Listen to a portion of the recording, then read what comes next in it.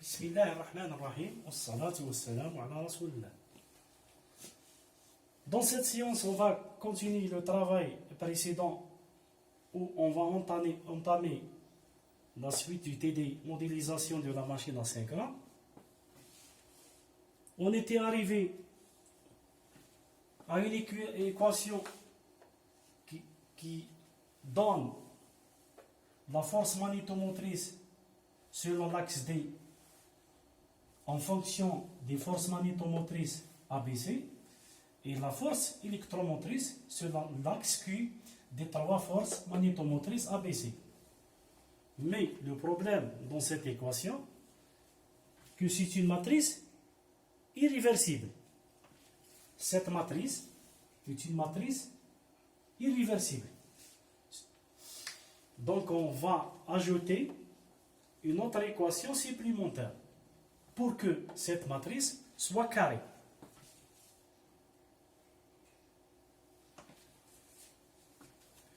Pour cela, nous introduisons y0.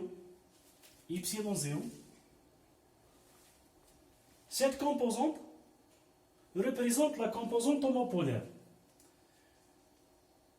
des FMM c'est une condition quand les courants sont sinusoïdaux. Cette composante est donnée par l'expression suivante. C'est un coefficient K en fonction de la somme des trois forces magnétomotrices A, B et C.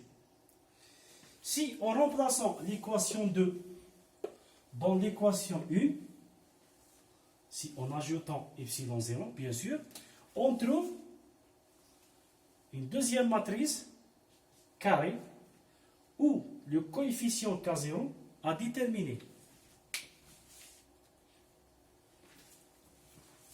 Nous supposons que y0, yD et yQ, c'est des forces magnétomotrices engendrées respectivement par les trois courants ID, IQ et I0.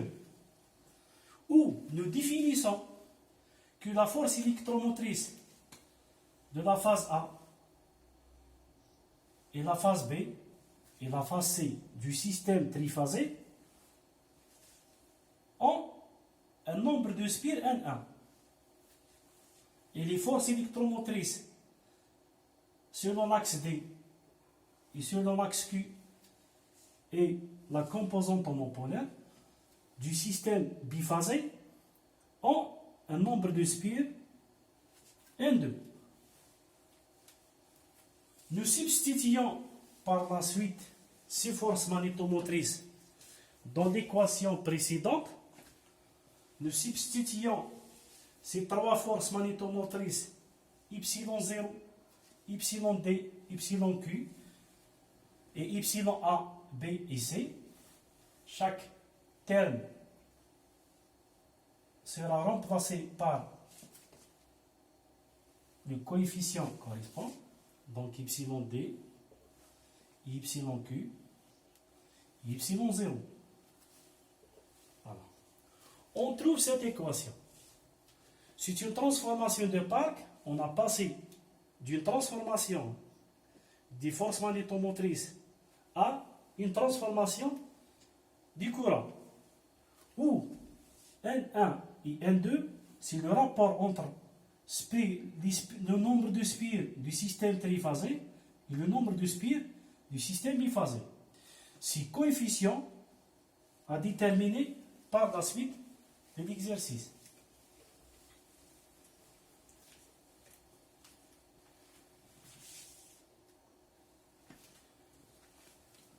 Les systèmes de courant triphasé d'espace ID, IQ et ABC et diphasé ID, IQ sont déclarés équivalents.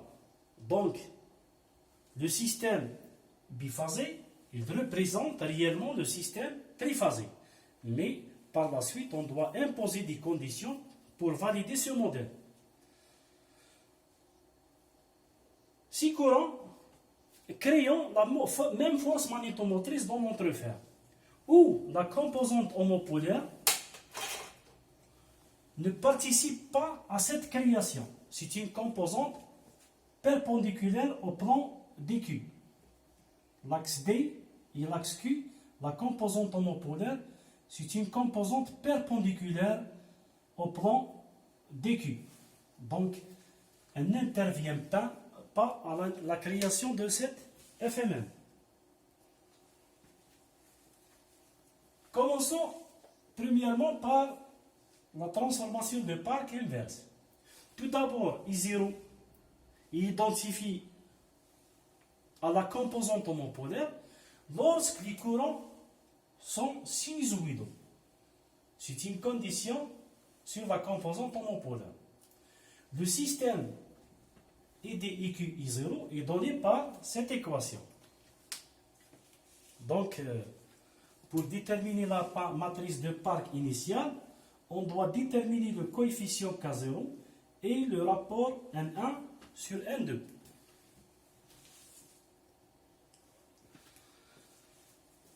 On prend la composante homopolaire qui est égale au rapport N1 sur N2 fois le produit de K0 fois la somme du courant. Donc, cette trajectoire ou cette quantité nous donne un courant I0 est égal à N1 sur N2 K0 IA plus IB plus IC.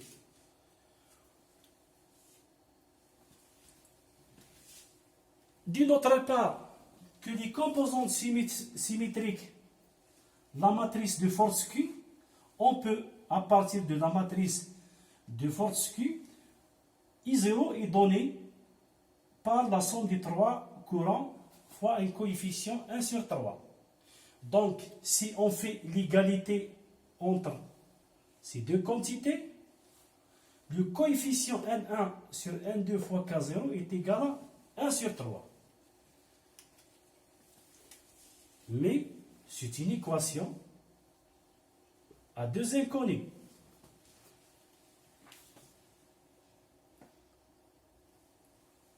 Une autre équation est nécessaire à ajouter à cette équation pour déterminer N1 sur N2 et K0. Cette équation est nécessaire surtout lorsque les courants sont sinusoïdaux. IA, IB, IC et ID, IQ sont des projections sur les axes des phases du même vecteur. C'est-à-dire, si on a un vecteur tournant, si on a un vecteur qui représente le courant, ce vecteur a des projections IA, IB, IC sur les phases ABC et il a deux projections sur l'axe D et Q. Donc, on a une projection sur la phase A, une projection sur la phase B et une projection sur la phase C.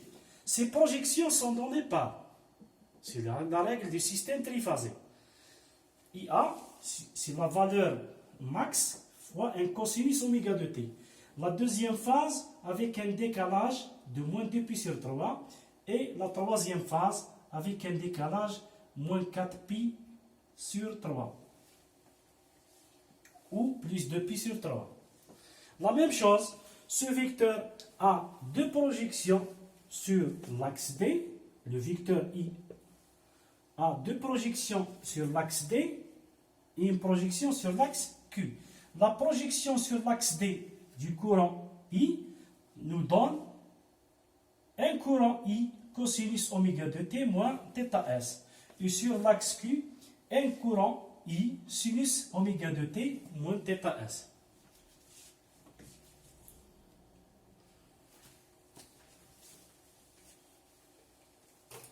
Donc, on a les projections du courant du vecteur tournant sur les trois phases ABC et la projection de ce même vecteur tournant sur l'axe D et Q. La transformation triphasée, biphasée du courant ID, si on prend la matrice de Park, si on veut déterminer la composante ID, est égale au produit N1 sur N2 fois la somme des trois courants. Donc la première ligne donne cette quantité ou cette équation. Bien sûr, en remplaçant le courant I1 et en remplaçant le courant IB et en remplaçant le courant IC dans cette équation par ces expressions correspondantes, on trouve, voilà, on remplace le courant IA, IB et IC, on trouve l'équation suivante. Cette équation a été déterminée dans le cours champ magnétique tournant. C'est une somme qui donne 6 termes. 3 termes, la somme est égale à 0. Et les 3 autres termes nous donnent 3 sur 2 N1 sur N2 cosinus oméga de t moins θ s. C'est l'expression du champ magnétique tournant où l'onde est une onde spatio-temporelle. Si en prenant l'expression précédente des projections du courant sur le axe D et Q, l'expression 6, et l'expression trouvée dans le champ magnétique tournant, c'est l'expression 7, à partir de ces deux expressions, si on prend l'équation 6a, et on prend l'équation 7, par égalité des amplitudes, on a ici ID et ID. Par égalité des amplitudes, on trouve